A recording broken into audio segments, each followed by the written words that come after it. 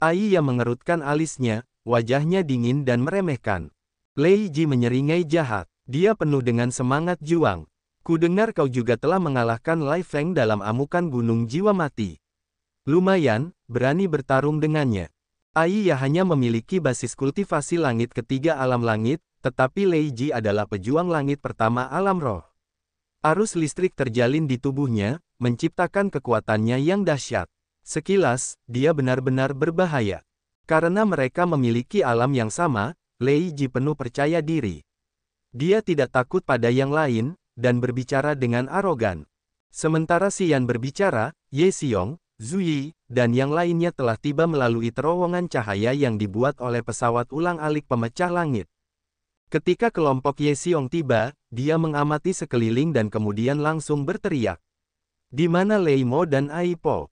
Mereka tidak melihat mereka di sini. Lei Ji ingin menyerang terlebih dahulu, tetapi kemudian dia melihat jagoan lain tiba. Dia tersenyum dingin dan mundur bersama dengan Ai Ya. Dinding batu di belakang mereka tiba-tiba terbuka. Lei Ji dan Ai Ya menghilang ke dalam celah itu, tanpa meninggalkan jejak. Ye Xiong tampak muram dan menyeramkan. Dia melepaskan kesadaran jiwanya untuk merasakan sambil tetap tersenyum tipis. Tidak ada penghalang yang kuat di gua ini. Kesadaran jiwa Ye Xiong berkembang pesat, mencari fluktuasi kehidupan di makam ini. Tak lama kemudian, tubuh Ye Xiong bergetar saat cahaya di matanya menyebar.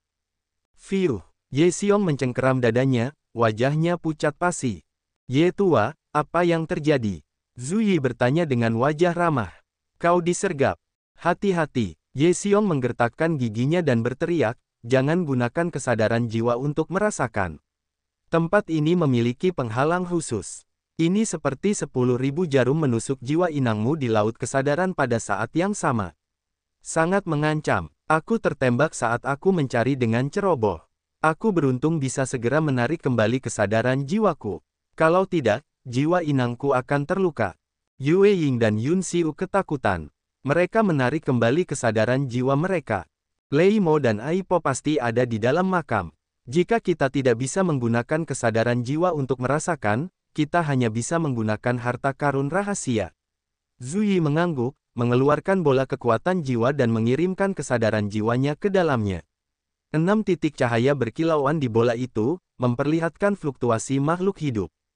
Zhu Yi menyipitkan mata, saat cahaya ilahi bergerak seperti arus listrik di matanya. Dia mengamati bola itu sebentar dan kemudian tiba-tiba tersenyum. Kau mendapatkannya. Ye Xiong terpukul. Zhu Yi mengangguk. Itu dia. Kita hanya perlu menghancurkan tembok itu. Tapi ada penghalang di tembok itu. Jika kita mengaktifkannya, itu akan menciptakan masalah yang tidak diinginkan.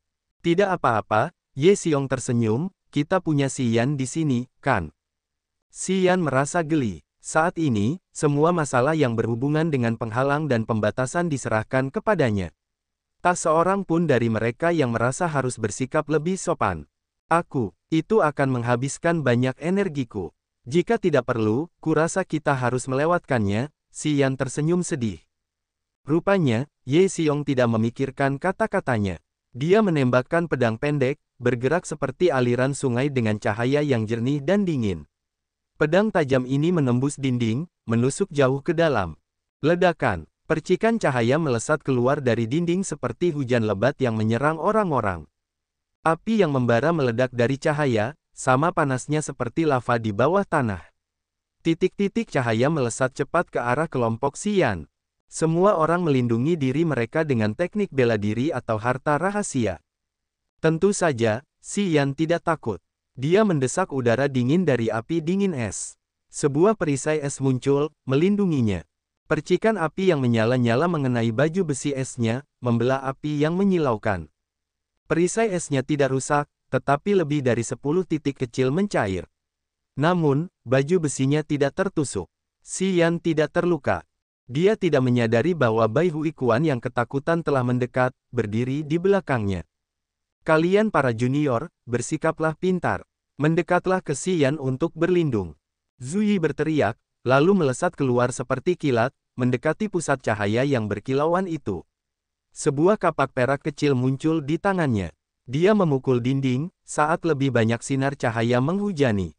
Luo Xiao dan Luo Meng tidak mengatakan apa-apa, bergegas mendatangi Si Yan dan meminta bantuannya. Dinding ini membutuhkan energi yang meledak untuk merobohkannya. Tetua Yue, Tetua Yun, tolong bantu kami, Ye Xiong berteriak sambil menggunakan pikirannya untuk memanipulasi pedang pendek, menghancurkan pengekang di dalam dinding. Yue Ying dan Yun Xiu ragu-ragu, tetapi akhirnya, mereka membantu yang lain. Lin Zi dan Li Muyu memiliki basis kultivasi yang luar biasa, tetapi mereka cukup pintar untuk tidak menyia-nyiakan kekuatan mereka saat ini. Mereka sedikit menundukkan kepala, tanpa merasa malu, berdiri di belakang Si Yan. Para junior ini ingin Si Yan melindungi mereka dengan aman dari sinar yang melesat. Kakak Si Yan, perluas perlindungan baju besi es. Kita punya banyak orang sekarang, kalau tidak, kita akan terluka, teriak Luo Xiao. Awalnya, Bai Huikuan berdiri sendirian di belakang Si Yan. Dia tidak perlu menghabiskan energinya, bersembunyi di bawah bayangan Si Yan, di mana cahaya tidak menyakitinya. Ketika Luo Xiao, Luo Meng, Li Muyu, dan Lin Zi tiba, perlindungan Si Yan tidak cukup untuk mereka semua. Mereka saling mendorong untuk mendapatkan lebih banyak ruang aman. Li Muyu dan Lin Yi semuanya wanita, dan mereka semua jahat. Mereka dengan paksa mendorong Luo Xiao dan Luo Meng ke samping. Kedua anak laki-laki itu hanya bisa meminta bantuan Si Yan dengan enggan. Orang-orang tak berguna. Si Yan mengumpat, menambah udara dingin dari api es dingin. Perisai es di depannya melebar menjadi dinding es dingin yang berdiri di depan semua orang, untuk melindungi mereka dari hujan ringan. Wah, kamu sangat nyaman, kan? Si Yan berbalik, senyumnya dingin.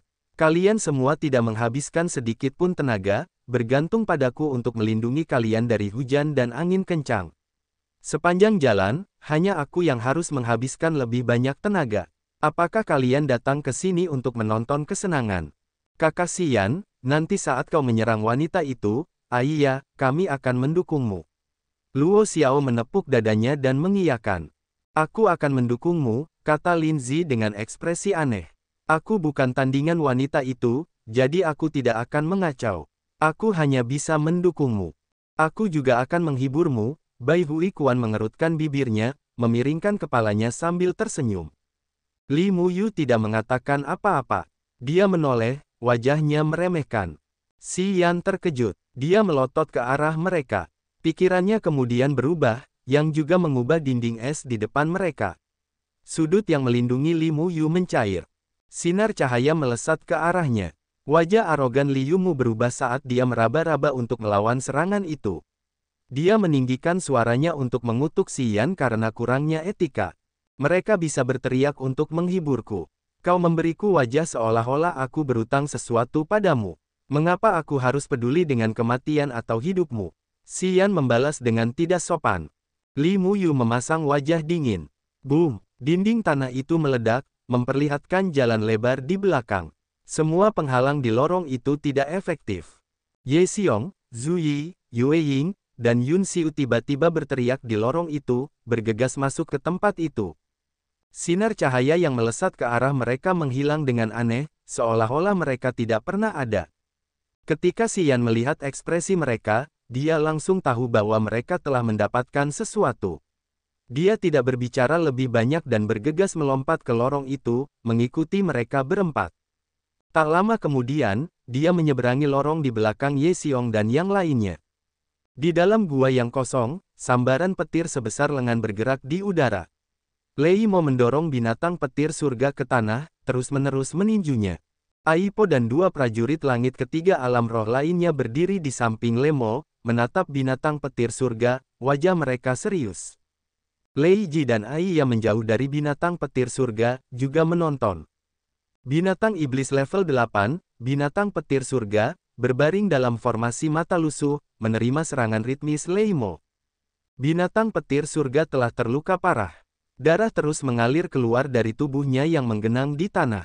Di matanya, hanya naluri terliar yang tersisa. Binatang itu berjuang keras, melolong keras sambil berusaha mengerahkan kekuatan dalam tubuhnya. Sambaran petir melesat keluar dari binatang petir surga seperti naga atau ular yang melayang di langit. Lei Mo tersenyum jahat. Sepertinya dia tahu cara mengendalikan guntur dan kekuatan petir. Sambil memukul binatang petir surga, dia juga melepaskan kesadaran jiwanya. Ketika kesadaran jiwa Lei Mo terbang keluar, kesadaran itu segera berkumpul di dalam petir yang menyilaukan. Dia menggunakan kesadaran jiwa untuk menstabilkan kekuatan petir di udara. Teknik yang dia kembangkan juga merupakan kekuatan petir. Meskipun binatang petir surga kuat secara alami, dia hampir tidak dapat mengendalikan guntur dan kekuatan petir di tubuhnya sekarang, karena rumput pemotong jiwa 7 daun. Dia hanya berbaring di sana dengan pasif saat Lei Mo menahannya dengan keras. Di samping Lei Mo, Aipo dan 2 prajurit langit ketiga alam roh lainnya terus-menerus menuangkan kekuatan serangan mereka pada binatang itu. Binatang petir surga melolong sedih. Dia dengan gila-gilaan mengeluarkan lebih banyak kekuatan petir. Panas petir hampir memenuhi seluruh gua. Tak lama kemudian, kekuatan petir gabungan tampaknya mengaktifkan sesuatu di makam ini. Cahaya dari sinar berkumpul menjadi satu, berkelok-kelok seperti naga, menghantam makam menjadi abu. Naga petir agung yang terkondensasi oleh energi petir berjuang, menghancurkan semua penghalang di area ini. Sizzle sizzle sizzle, sinar cahaya bersilangan dan terjalin, sementara langit-langit di atas kepala mereka runtuh. Setelah itu, binatang petir surga bergetar, seolah-olah tiba-tiba menerima kekuatan dari Tuhan, menyerbu dengan marah. Tim Lei Mo bersorak, mengikutinya. Binatang petir surga dililit oleh naga petir raksasa. Matanya meredup saat tubuhnya yang terluka terus-menerus berdarah. Area bercahaya muncul di belakang binatang petir surga. Tak lama kemudian, formasi kuno yang aneh muncul dari udara tipis. Api cian yang menyala-nyala berkedip-kedip di mata formasi.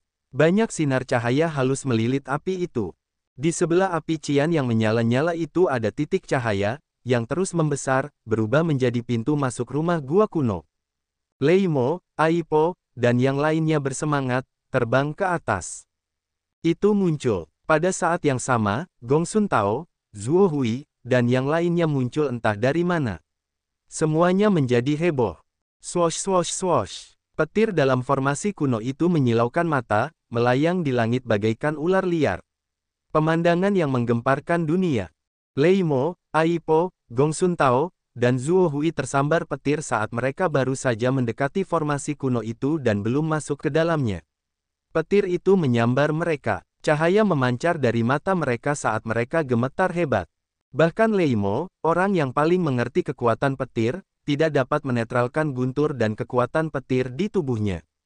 Tubuhnya menegang saat ia mencoba mengendalikan arus listrik yang menyusup ke dalam tubuhnya di kehampaan.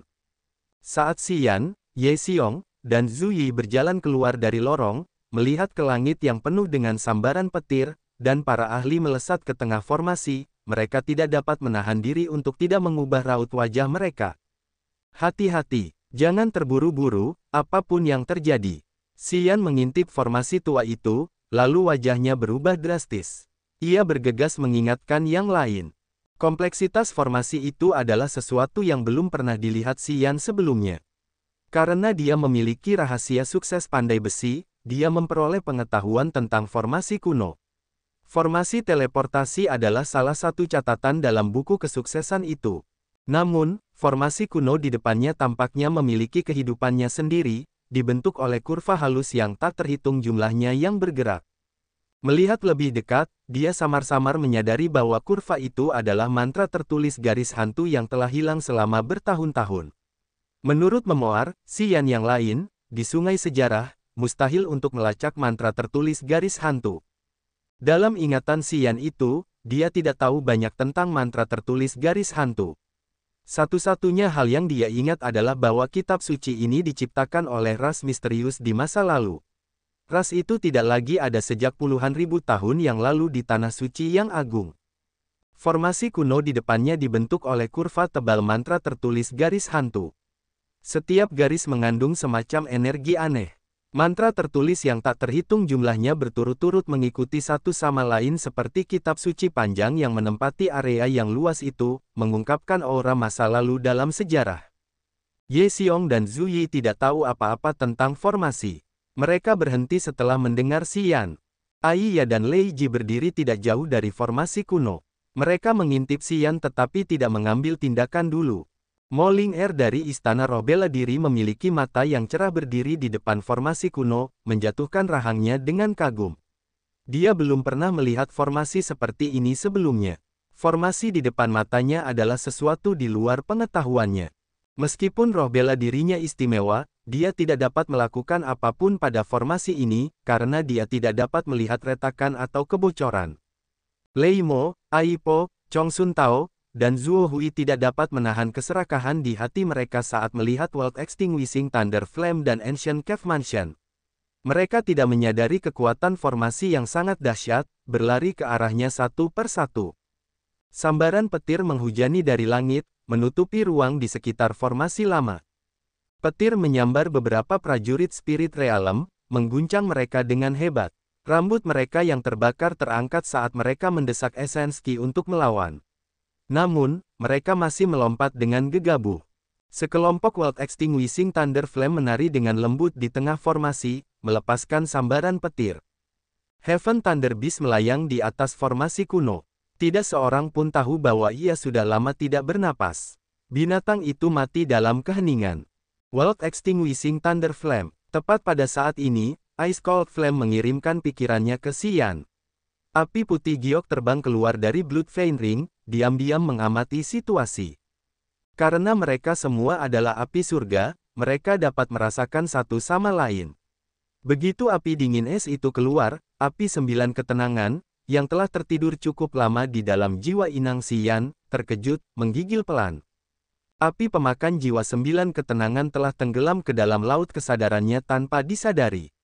Terkadang, Xian bahkan lupa akan keberadaannya. Namun, getaran ini nyata. Api itu tampaknya akhirnya terbangun dari tidur lelapnya, dan mulai memperhatikan situasi di sekitarnya. Berapa banyak hal yang kau ketahui tentang api petir pemadam dunia? Tanya Xian. Peringkat kedua, di zaman kuno, ia memperoleh kecerdasan di dalam miliaran sambaran petir. Dahulu kala, ia telah membantai seluruh daratan besar. Pada saat itu, ia begitu kuat hingga membunuh makhluk yang tak terhitung jumlahnya. Makhluk hidup seperti kita sulit dibasmi. Api ini sama, ia dapat bangkit kembali di tengah sambaran petir.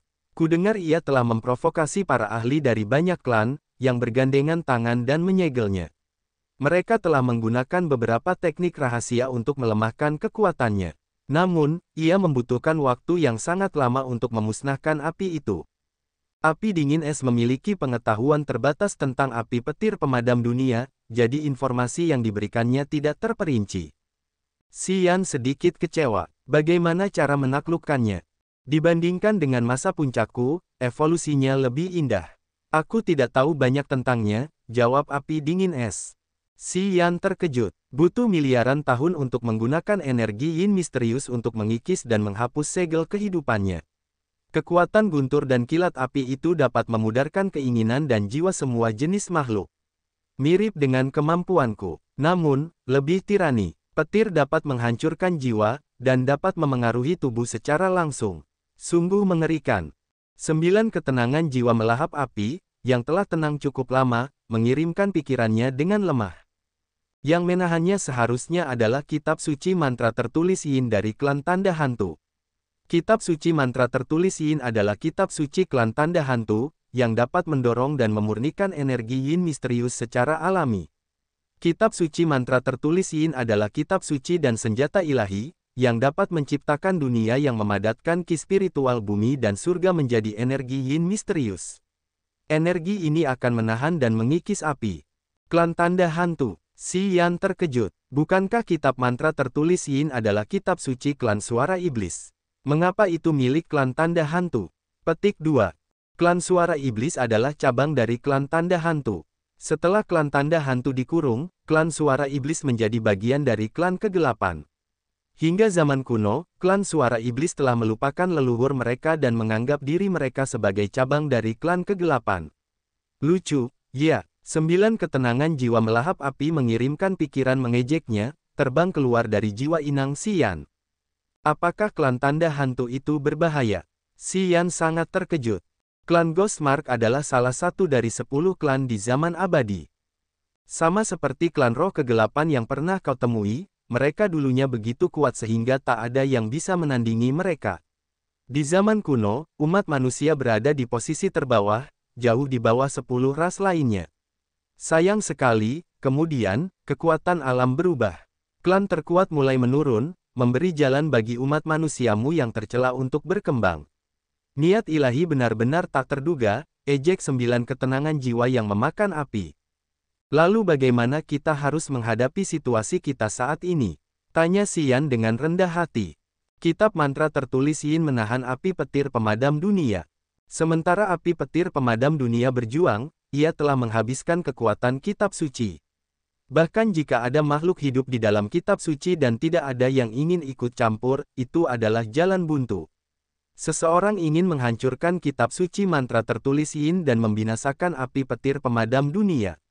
Itulah sebabnya mereka telah membuat pengaturan seperti itu untuk membiarkan kedua hal ini saling menghancurkan, kata 9 ketenangan jiwa yang memakan api dengan acuh tak acuh. Jadi, jika ada yang ikut campur, semuanya akan kacau. Raut wajah Xian sedikit berubah saat melihat perubahan yang terjadi dalam formasi. Dia tidak dapat menahan diri untuk tidak segera mengirim pesan lagi. Jika mereka hancur, apa yang akan terjadi? Jika ada makhluk hidup di dalam kitab mantra tertulis Yin, makhluk itu akan membalas dendam. Bahkan jika api petir pemusnah dunia dapat berjuang keluar dari pengekangan, makhluk itu juga akan membalas dendam untuk dirinya sendiri. Kata 9 ketenangan jiwa yang memakan api dengan lembut dari dalam jiwanya. Meskipun aku tidak tahu siapa yang mengatur semua ini, kupikir umat manusiamu tidak bersalah. Rencana jahat seperti itu, hanya umat manusiamu yang bisa melakukannya. Xian ketakutan. Terlambat, api petir pemadam dunia melepaskan sambaran petir untuk mencegah kalian. Itu jebakan. Api itu akrab dengan karakteristik manusia kalian. Ia tahu bahwa semakin kalian tertindas, semakin kalian ingin menyerbu. Kitab suci mantra tertulis Yin telah dikonsumsi selama bertahun-tahun. Kurasa kekuatan yang tersisa tidak sebanyak 1/1000. Jika orang-orang itu masuk ke sana, itu akan segera hancur, kata 9 ketenangan jiwa yang memakan api dengan acuh tak acuh. Xian berubah warna. Dia ingin menasihati mereka, tetapi Gong Sun Tao, Lei Mo, dan yang lainnya telah melompat ke dalam kitab suci. Para ahli alam roh itu telah menghilang ke dalam kitab suci mantra tertulis Yin dengan segera, seolah-olah mereka terseret ke dunia lain. Pada saat yang sama, kitab suci mantra tertulis Yin mengeluarkan banyak fluktuasi energi, dan mantra tertulis garis hantu, yang bergerak di atas kitab suci mantra tertulis Yin, melambat. Akhirnya, itu berhenti berjalan. Api petir pemadam dunia dalam kitab mantra tertulis Yin tiba-tiba bergejolak dan mulai menyerang dengan ganas. Gelombang kristal muncul di sekitar api, seperti penghalang yang membatasinya. Kemudian, gelombang itu perlahan mencair. Rumah gua kuno terekspos dalam kitab mantra tertulis Yin. Bangunan dan istana samar-samar muncul di pandangan mereka. Dalam Yin Qi yang sangat besar, mereka dapat melihat beberapa orang bergerak. Banyak orang kafir kurus, yang tampak seperti roh jahat dengan tulisan suci hantu berwarna-warni yang ditato di tubuh mereka, menangis di dalam rumah gua kuno, mencoba mendorong dan bergoyang ke pintu masuk rumah gua. Tidak lama kemudian, anggota suku alien dengan tato tulisan suci hantu berjalan keluar dari rumah gua kuno. Mereka tampak seperti kawanan pengemis tanpa energi yang tersisa di tubuh mereka. Begitu mereka keluar dari tempat itu, mereka menghadap ke langit dan menangis dengan menyedihkan. Ini menggerakkan hati orang-orang.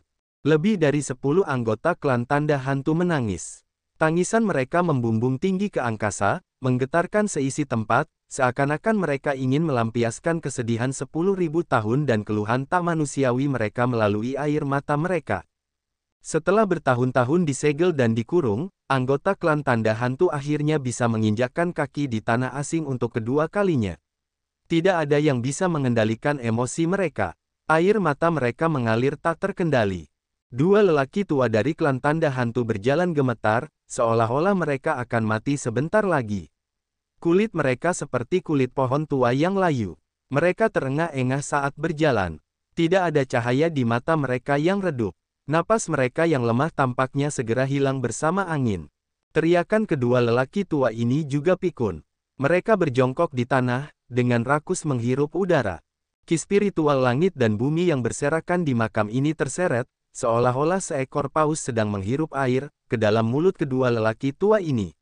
Para lelaki tua itu seperti spons, menyerap ki spiritual langit dan bumi di makam ini dengan kecepatan yang membuat semua orang takut. Mata mereka yang kusam berangsur-angsur menyala. Wajah mereka yang keriput berangsur-angsur mengencang dengan kecepatan yang bisa dilihat oleh mata telanjang. Tubuh mereka yang keriput tampaknya dipenuhi dengan vitalitas, mengembang dan bersinar. Mereka mengalami perubahan yang luar biasa. Itu seperti aliran ki esensi murni yang mengalir ke napas pikun mereka, menghidupkan kembali mereka perlahan tapi pasti. Xian tercengang melihat pemandangan itu. Wajahnya menunjukkan ekspresi serius yang belum pernah dia tunjukkan sebelumnya. Klan tanda hantu muncul dari rumah gua kuno. Secara fisik, mereka tampak seperti klan suara iblis, dengan tubuh yang lemah dan kurus serta kekuatan jiwa yang kuat. Satu-satunya perbedaan adalah kitab suci hantu yang menutupi tubuh mereka. Tato hantu yang halus itu bawaan. Warnanya berbeda-beda, tetapi semuanya mistis dan rumit, dengan ciri-ciri yang berbeda. Xian mulai merasakan secara diam-diam, dan menemukan bahwa kitab suci hantu yang berbeda di tubuh mereka memiliki fungsi yang berbeda. Beberapa kitab suci hantu dapat mengumpulkan ki spiritual. Beberapa memiliki aura 5 elemen, dan beberapa seperti teknik menyerang, yang dapat mendorong sejumlah energi misterius. Dari kejauhan, kitab suci pada anggota klan tanda hantu tampak seperti urat nadi prajurit manusia yang menonjol, yang anehnya aneh. Setiap kitab suci tampaknya merupakan roh bela diri bawaan, dengan berbagai jenis kekuatan. Bagi klan tanda hantu, itu adalah kemampuan ilahi yang berbakat. Xian kagum, klan tanda hantu memiliki fisik yang lemah. Namun, banyak anggota klan dengan kitab suci hantu khusus yang kitab sucinya berubah tepat saat mereka keluar dari rumah gua kuno. Mereka tampaknya memurnikan energi surga dan bumi untuk memulihkan tubuh mereka. Secara bertahap, tubuh mereka yang keriput disempurnakan dan berkembang. Ini adalah kemampuan berbakat mereka, semangat bela diri khusus. Hampir semua anggota klan Ghostmark Clan memiliki kitab suci hantu di tubuh mereka. Meskipun mereka telah terkuras secara dramatis, begitu mereka keluar dari pengekangan, semuanya tumbuh seperti ketika udara ditiup menjadi balon. Terutama kedua lelaki tua itu. Mulut mereka terbuka untuk mengambil napas dalam-dalam. Ki spiritual surga dan bumi seperti kabut, mengalir deras ke mulut dan lubang hidung mereka, menghidupkan kembali kekuatan mereka yang kering dan memberi mereka vitalitas baru. Mata Xian seterang obor, menatap kedua lelaki tua dari klan Ghostmark. Dia merasakan dan kemudian berubah warna. Ahli alam dewa sejati, dia dapat memastikan bahwa kedua lelaki tua dari klan Ghostmark itu adalah jenis puncak dari tanah suci yang agung. Aura mereka sangat besar dan deras, seperti lautan yang luas dan tidak dapat diprediksi. Xian takut mereka baru saja memulihkan sebagian dari kekuatan mereka yang sebenarnya, tetapi getaran semacam ini dalam jiwa telah membuat Xian takut. Lebih banyak anggota klan tanda hantu keluar dari rumah gua kuno. Mereka menangis, menjerit, mencium tanah, dan memegang debu dan tanah di tangan mereka, wajah mereka gembira. Karena mereka dapat melihat sinar matahari sekarang setelah bertahun-tahun terkurung, tidak ada dari mereka yang dapat menekan emosi mereka. Sama seperti Xian, Zui, Ye Xiong dan yang lainnya memasang wajah ketakutan. Mereka takut, melihat klan-klan tanda hantu, dan tidak berani bertindak gegabah. Tidak diketahui kapan pengekangan formasi kuno yang diciptakan oleh kitab suci mantra tertulis Yin telah lenyap. Lei Mo, Aipo, Chong Sun Tao, dan Zuo Hui ketakutan dalam cakupan mantra tertulis garis hantu. Mereka bergegas menjaga jarak dari klan yang tampak seperti kawanan hantu yang merengek. Api petir pemadam dunia berwarna cian telah menghilang, tidak meninggalkan jejak atau aura ke dalam penghalang. Tubuh binatang petir surga jatuh ke penghalang kuno.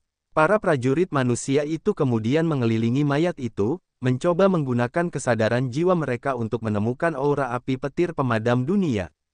Mereka tidak mendapatkan panen. Lei Ji dan Aiya berdiri tidak jauh dari formasi kuno. Mereka membatu, melihat kedatangan klan tanda hantu. Di sisi lain, klan tanda hantu tidak memperhatikan penampilan orang-orang asing itu. Kedua lelaki tua itu masih mencoba yang terbaik untuk menyerap ki spiritual. Semua anggota klan tanda hantu mengumpulkan kekuatan, dengan bersemangat memulihkan diri. Mereka telah dikurung selama bertahun-tahun, yang telah menguras energi mereka hingga mereka seperti lampu minyak yang berkedip-kedip.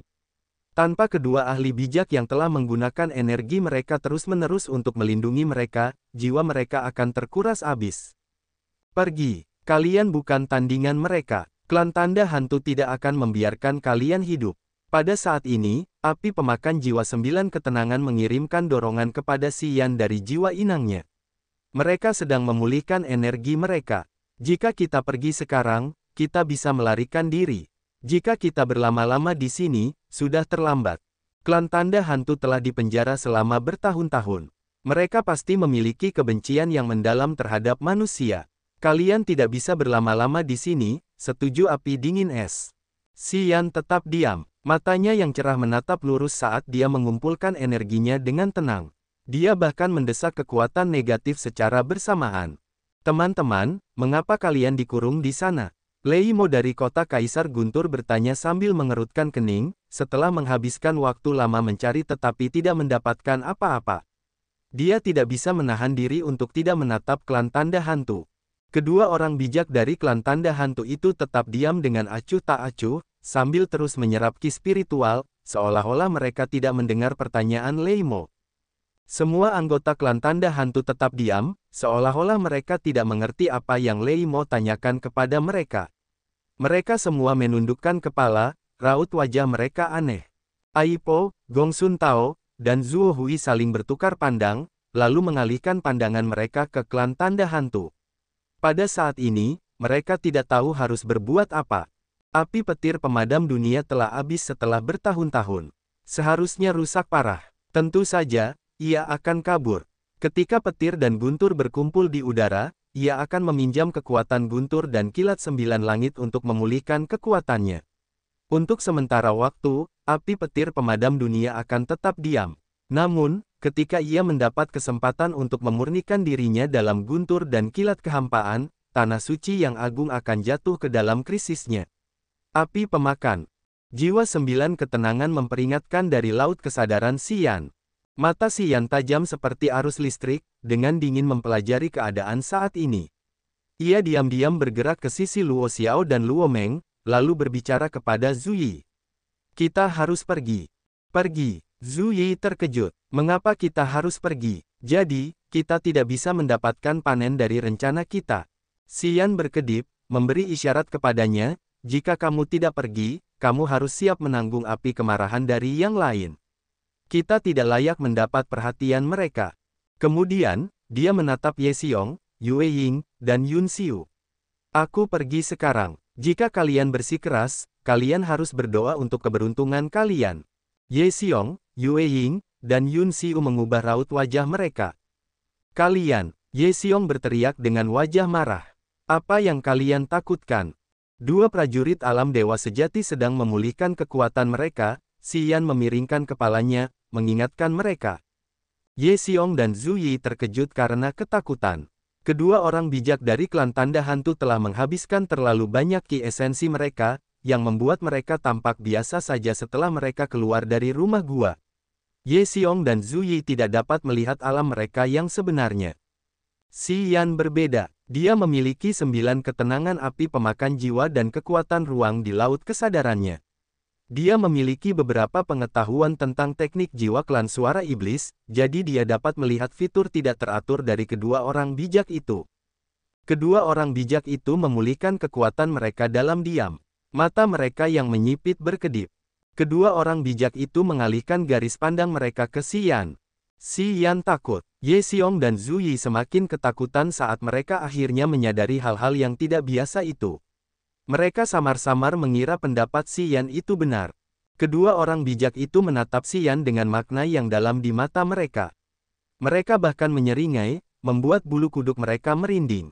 Maaf, tidak bisa menemanimu. Xian merasa gugup, mengangguk ke arah Ye Xiong, lalu melesat keluar seperti pelangi.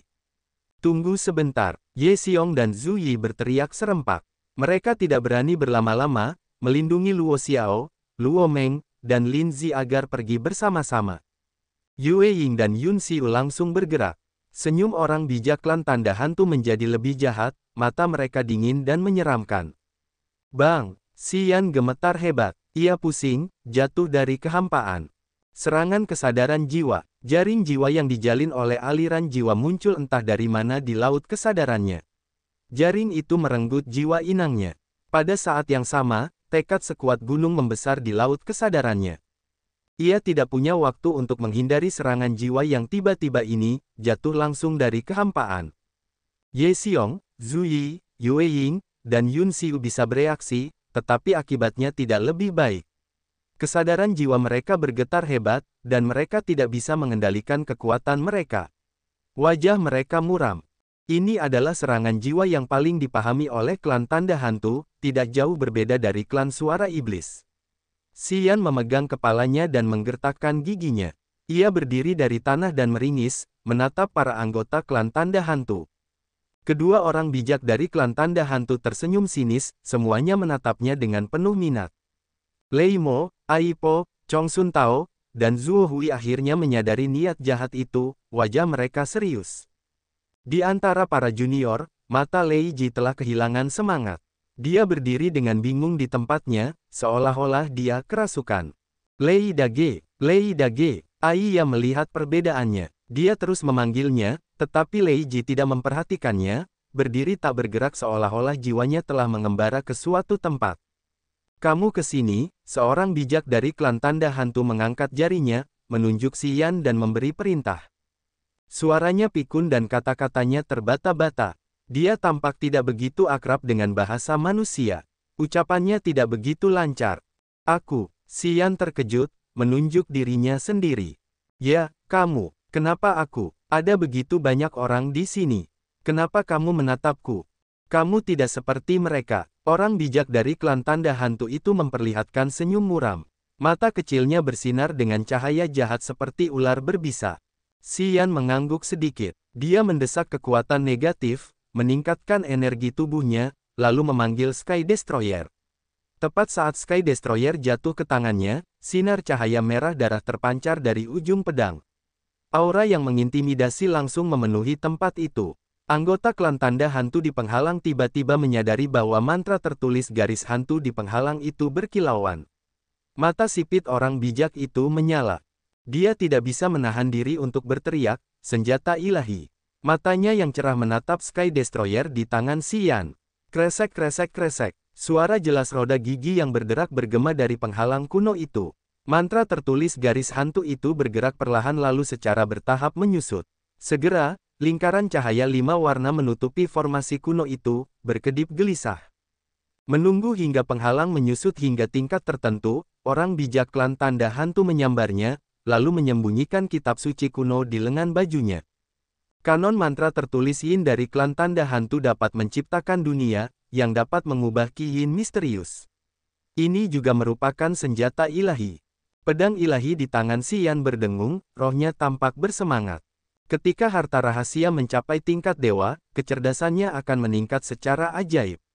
Harta rahasia semacam ini tidak hadir dalam jumlah besar di dunia. Jadi, ketika penghancur langit bertemu dengan mantra tertulis Yin, ia tidak dapat menyembunyikan kegembiraannya, melepaskan ritme resonansi. Zhu Yi, Ye Xiong dan para jagoan dari Tanah Suci Agung bertindak seolah-olah mereka melihat hantu, menatapnya dengan tidak percaya. Anak ini memiliki senjata ilahi. Senjata ilahi. Ada begitu banyak harta karun rahasia di Tanah Suci, tetapi harta karun rahasia tingkat dewa hanya sedikit. Pemimpin dari 7 faksi kuno masing-masing menyimpan satu senjata ilahi, seolah-olah itu adalah warisan teknik bela diri paling berharga dari klan mereka. Meskipun Zhu Yi dan Ye Xiong berasumsi bahwa Xian memiliki banyak misteri, mereka tidak pernah berpikir bahwa dia akan memiliki senjata ilahi. Dan, senjata ilahi ini bukanlah sesuatu yang pernah mereka ketahui sebelumnya. Ini membuat mereka semua takut. Ketika penghancur langit muncul, tidak hanya kelompok Zhu Yi yang memasang wajah tercengang, tetapi 2 orang bijak dari klan tanda hantu juga dipenuhi dengan cahaya ilahi. Mereka semua memperhatikannya tanpa berkedip. Setelah orang bijak itu mengambil kitab suci mantra tertulis Yin, dia mengulurkan lengannya yang kurus dan keriput dari lengan baju. Dia tersenyum muram, mengangkat tangannya. Berikan padaku. Dia menatap pedang ilahi penghancur langit, wajahnya acuh tak acuh. Xian mengubah wajahnya saat dia tersenyum dingin. Untuk apa? Aku bisa membiarkanmu hidup, sang bijak menyeringai, selama kau jujur, kau tidak akan terluka untuk waktu yang singkat. Namun, jika kau ingin memperlakukan kami seperti udara, jangan salahkan aku karena tidak punya belas kasihan. Semua anggota klan tanda hantu memiliki wajah yang menyeramkan, mata mereka dipenuhi dengan kebencian terhadap para penyusup. Di mata mereka, umat manusia adalah musuh bebuyutan dari generasi ke generasi. Semua manusia seharusnya mati. Setelah mereka berjuang keluar dari kurungan kitab mantra tertulis Yin, mereka telah bertekad untuk memandikan umat manusia dengan darah. Zhu Yi, Zhuo Hui, Lei Mo dan yang lainnya cukup peka untuk mengenali sikap klan tanda hantu. Mereka tahu itu masalah besar. Pada saat ini, kedua orang bijak dari klan tanda hantu akhirnya mengungkapkan alam mereka yang tinggi dan kekuatan jiwa yang mendalam, yang mengisyaratkan bahaya besar. Zhuo Hui dan Lei Mo berada di langit ketiga alam roh. Siapa lagi yang cukup kuat untuk menaklukkan mereka selain para ahli alam dewa sejati?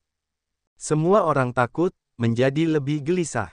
Mata mereka terus berbinar, karena mereka siap untuk mundur setiap menit. Dua orang bijak dari klan tanda hantu bersikap acuh tak acuh.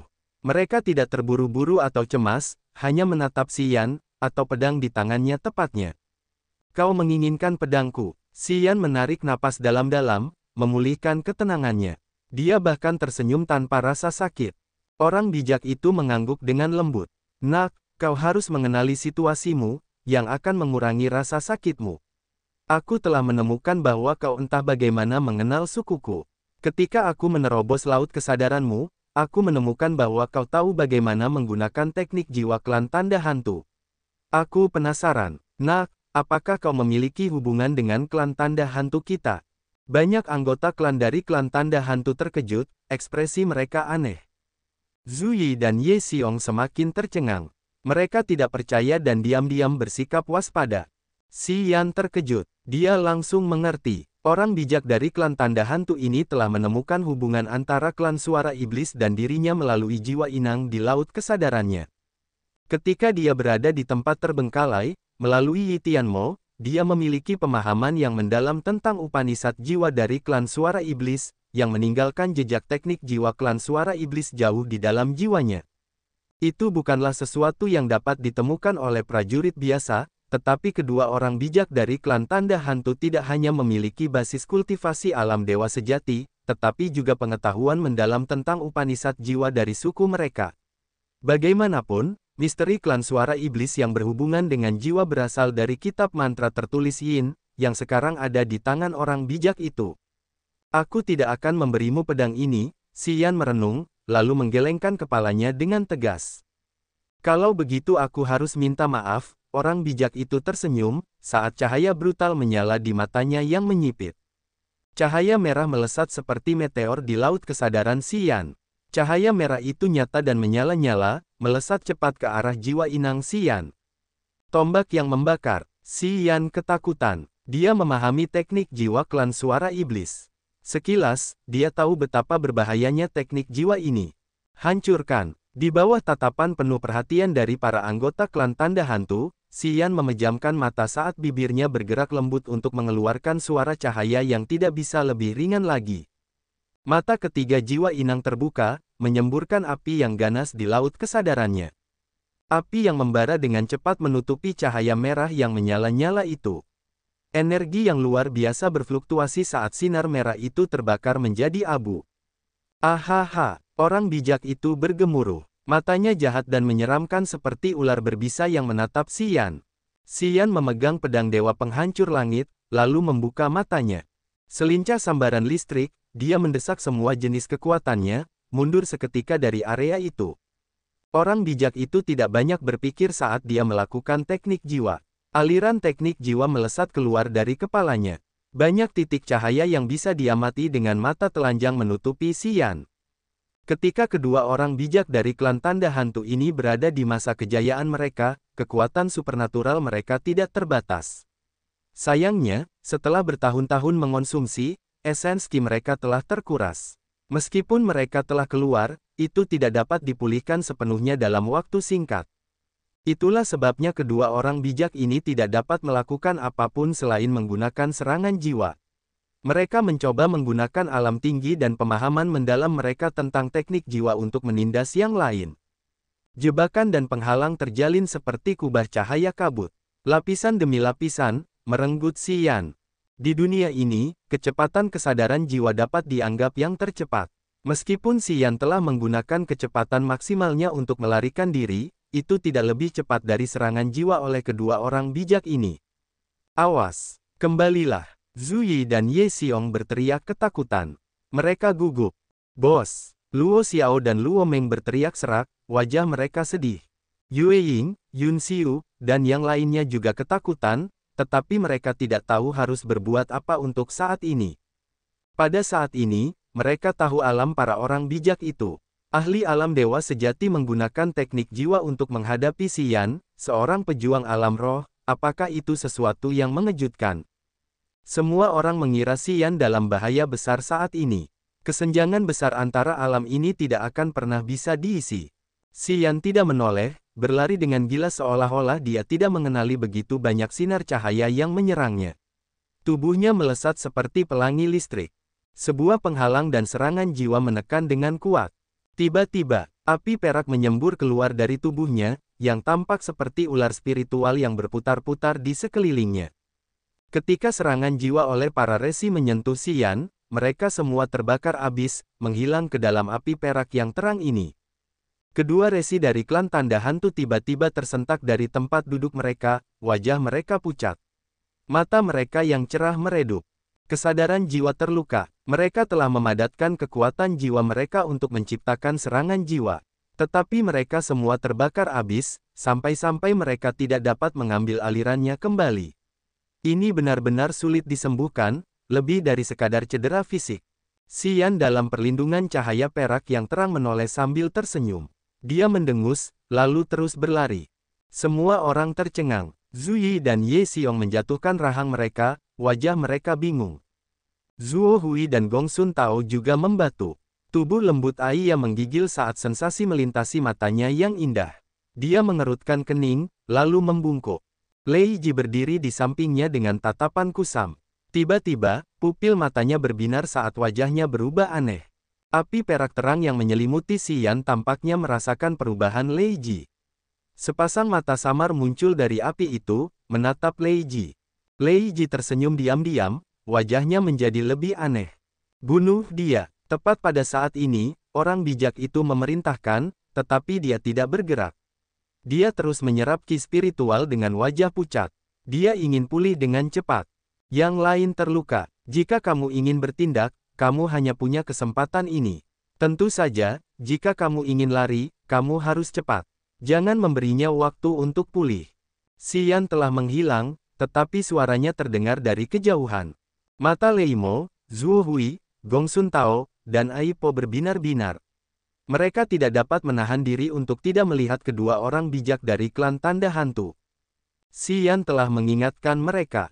Memang benar bahwa kedua orang bijak ini memiliki basis kultivasi alam dewa sejati, tetapi mereka terkurung selama bertahun-tahun sehingga hampir semua energi dalam tubuh mereka telah terkuras. Tentu saja, sebagai ahli alam dewa sejati, serangan jiwa mereka sangat dalam, dan mereka dapat unggul dalam pertarungan jiwa. Tetapi sekarang, jiwa mereka terluka. Jika mereka memiliki rencana dan mereka tidak memanfaatkan kesempatan ini, apa yang mereka tunggu? Mata Lei Mo dan Zhuo Hui berbinar-binar dengan niat jahat. Banyak anggota klan dari klan tanda hantu tidak memperhatikan Lei Mo dan timnya. Setelah mereka menerima perintah, mereka segera terbang keluar, mengejar si Yan. Apa yang harus kita lakukan? Ye Xiong menatap Zhu Yi dengan ragu-ragu. Yue Ying dan Yun Xiu merasa cemas. Tatapan mereka beralih dari kedua orang bijak itu ke tim Lei Mo.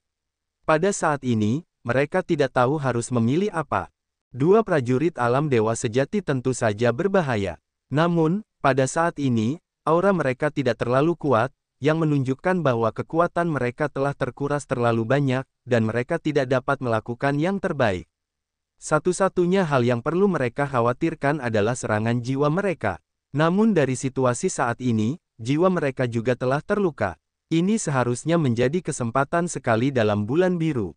Dalam kelompok ini, Zhu Yi dianggap yang paling cerdas. Namun, dalam keadaan seperti ini, ia merasa sulit untuk memutuskan rencana. Alisnya saling bertautan karena ia tidak tahu apa yang harus mereka lakukan. Teman-teman, lawannya tampaknya bukan manusia. Dan mereka tampaknya memiliki dendam besar yang tidak dapat diselesaikan dengan umat manusia. Kita memiliki tujuan yang sama.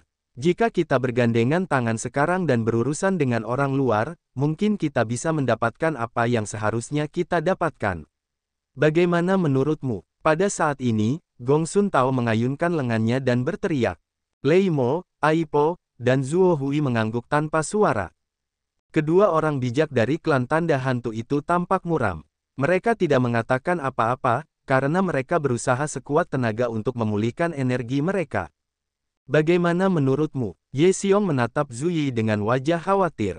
Kekayaan membutuhkan pengambilan risiko. Zhu Yi menggigit bibirnya dan mengangguk dengan penuh semangat. Dia kemudian menoleh ke Yun Xiu. Tetua Yun, wilayahmu adalah yang terendah di sini. Bisakah kau membawa anak-anak keluar dari sini? Ketika mereka aman, bisakah kau kembali ke sini dan mendukung kami? Yun Xiu terkejut. Dia merenung sejenak dan kemudian mengangguk dengan lembut. Luo Xiao, Luo Meng, Lin Zi, Li Muyu, dan Bai Hui Quan memahami situasinya dengan baik. Ketika mereka mendengar kata-kata Zhu Yi, mereka berjalan ke Yun Xiu. Zhu Yi mengeluarkan kereta terbang kristal. Yun Xiu tidak begitu sopan. Setelah mendapatkannya, dia melepaskan kekuatannya untuk melindungi kelima juniornya dan pergi. Cahaya bintang bergerak di sekitar Xian saat ia terbang seperti pelangi. Ia melintasi 10 li dalam beberapa detik. Gundukan tuasa di firmamen merupakan area yang luas. Ada banyak penghalang yang efektif di wilayah tersebut. Ia beruntung karena memiliki Skybreaking Shuttle. Begitu ia menyadari bahwa ia telah jatuh ke penghalang, ia segera menggunakannya. Meluncur di atas banyak kuburan yang lusuh dan usang, Xian tetap diam untuk memusatkan pikiran dan jiwanya. Ia tidak berani untuk bersantai, meskipun nyala api dari 9 ketenangan jiwa yang memakan api masih menyelimutinya. Klan Suara Iblis memahami teknik jiwa dengan sangat baik, tetapi klan tanda hantu jauh lebih tua dari mereka. Tentu saja, mereka lebih mendalam dalam aspek ini. Ia telah mengalaminya. Tanpa 9 ketenangan jiwa yang memakan api, ia yakin laut kesadarannya akan runtuh, dan jiwa inangnya akan musnah. Klan tanda hantu memiliki banyak jagoan. Selain kedua orang bijak itu, mereka memiliki sekitar 10 prajurit alam roh, yang memiliki pengetahuan mendalam tentang penggunaan teknik jiwa. Jika mereka menyerang Xian, laut kesadaran atau jiwanya akan terpengaruh. Dia tidak berani ceroboh. Sekitar 10 anggota klan tanda hantu mengejarnya. Namun, seperti yang telah mereka pelajari dari pengalaman, tidak ada yang berani menggunakan serangan jiwa padanya. Serangan jiwa orang bijak mereka tidak berguna, dan mereka bahkan terluka. Tentu saja, anggota klan ini cukup bijak.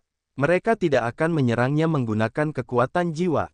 Sambil memegang penghancur langit, Xian perlahan-lahan menjernihkan pikirannya. Dia mendesak ki esensinya sambil bernalar. Kali ini, ketika klan tanda hantu bisa melihat sinar matahari lagi, mereka akan melakukan gerakan besar. Begitu mereka memberi klan tanda hantu waktu yang mereka butuhkan untuk memulihkan kekuatan mereka, tanah suci yang agung ini akan mengalami bencana besar. Pertama, itu adalah klan roh kegelapan di pegunungan jiwa mati, dan hari ini, klan tanda hantu muncul di gundukan tua Cakrawala Teduh. Mereka adalah 2 dari 10 klan kuno di zaman kuno. Kedua suku ini telah dikurung selama bertahun-tahun, energi mereka rusak parah. Namun, fondasi mereka tetap tidak berubah. Di era ini, kedua klan ini hanya butuh waktu untuk memulihkan kekuatan mereka. Tak lama lagi, mereka akan menjadi Novae. Baik klan roh kegelapan maupun klan tanda hantu, mereka semua memiliki kebencian besar terhadap umat manusia. Begitu mereka mendapatkan kembali kekuatan mereka, itu akan menjadi malapetaka besar bagi umat manusia. Mengapa itu begitu kebetulan? Klan roh kegelapan dan klan tanda hantu muncul hampir bersamaan.